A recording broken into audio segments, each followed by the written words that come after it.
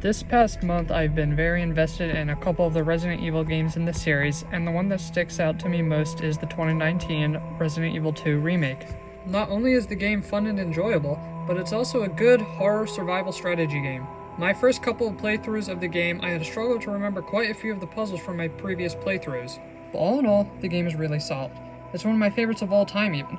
In this video, I'm going to be solely talking about Leon's first run-through story. In the future, I'll release a video of Claire going over how I felt about her story as well. So, without further ado, here is my review of the hit zombie game Resident Evil 2 Remake.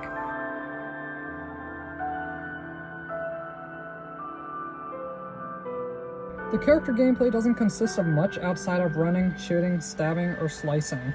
It's honestly really basic comparing to Resident Evil 4 Remake, where the combat system had a lot more to do with the gameplay mechanics. With that said, it's still very enjoyable to play throughout the game as is, and I wouldn't expect much out of a rookie cop, unlike in Resident Evil 4 where Leon is basically a super soldier. But at the same time, it would have been nice to have seen a little more mechanics incorporated into the combat system of the game, like maybe some knee kicks or sneaking up on a zombie and stabbing them. I'm not saying that what we got was terrible, I absolutely love what we got. I have so much fun playing this game, and as I've said before, it's my favorite game in the series. The horror, in my opinion, is all there, mixed in with a bit of drama and action. It's the perfect combination.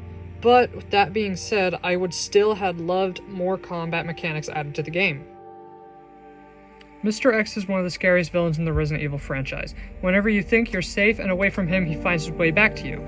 Mr. X, also known as Tyrant, legitimately scared the shit out of me my first playthrough. You can tell when he's around by his very loud, expressive footsteps. Once you hear them, you know he's near. The only other big villain in the game is William Birkins, an Umbrella scientist who got infected by the G-Virus and turned into a giant monster and faces both Claire and Leon multiple times in the game. Only reason I say only other big villain is because there's other villains in the game I wouldn't really consider villains.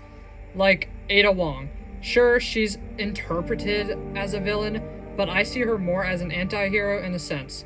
And Annette Birkins was just, don't get me started on her, annoying is all I can say. There's another little boss fight, which would be the alligator, where you run from the mutated alligator in the sewers trying not to get eaten.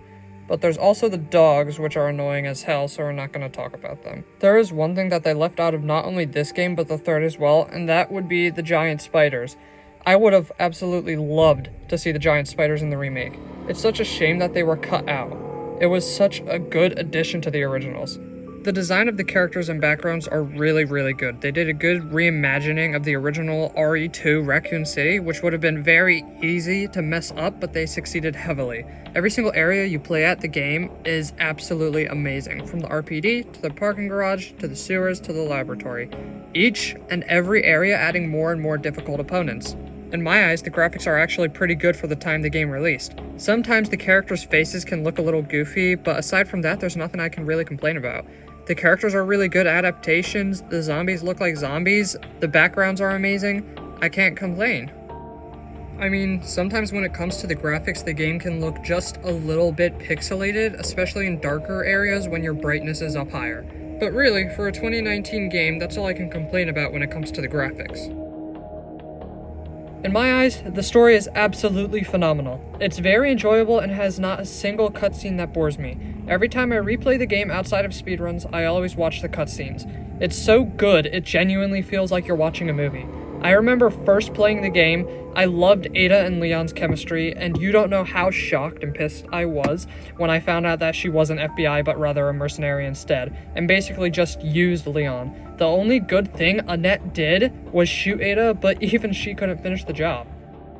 There are a couple of characters that you meet in the story that don't really play the biggest part in the story, but they're still memorable, like Marvin and Kendo. Marvin, in my eyes, was a great character from what we saw, and Kendo didn't really get much screen time, but he was still good. On a normal run, if you're just playing normal difficulty just to play for fun, you're most likely going to beat it around 6 to 7 hours during your first ever playthrough. It's not nearly as long as Resident Evil 4 Remake, but it's still a decent amount of time. So overall, I personally love the story, and I think it's the best story in all the remakes that we had gotten. The only thing that I think could top it off would be a Resident Evil 1 remake. Now, let's talk about the extra modes. There's this extra mode called the Ghost Survivors where you can play as a few different characters for fun, and my personal favorite is the Forgotten Soldier Hunk's gameplay.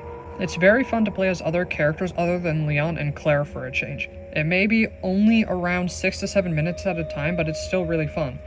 Hunk is one of my favorite Resident Evil characters. He's a really good, interesting character, and I loved the fact that they incorporated him into the story of Resident Evil 2, and I actually really hope that we get to see more of him in future games. You can also play as Kendo and the woman from Sherry's mission, but those are alright. I mean, there's nothing really interesting about them except for the different zombies and creatures that are adapted into the game. Alright, time to get down to business. Overall, this game is really solid, and it's my personal favorite out of all the remakes. It's very slow-paced and horror-filled, and that's exactly what I want and love in a zombie survival game. The characters are great, the story's amazing, and even though the combat could use some tweaks in my opinion, it's still very fun to play as a young Leon. So overall, the story I would give an 8.5 out of 10, just because it's genuinely an amazing story and never fails to bore me. But the game in general, as a whole, I would rate 9 out of 10 for sure. I didn't understand all the hype about this game until I actually played it for the first time, and I was absolutely blown away. It exceeded the hype, and now the Resident Evil series is a gigantic part of my life. That's going to be all for my Resident Evil 2 Remake review. I hope everyone enjoyed.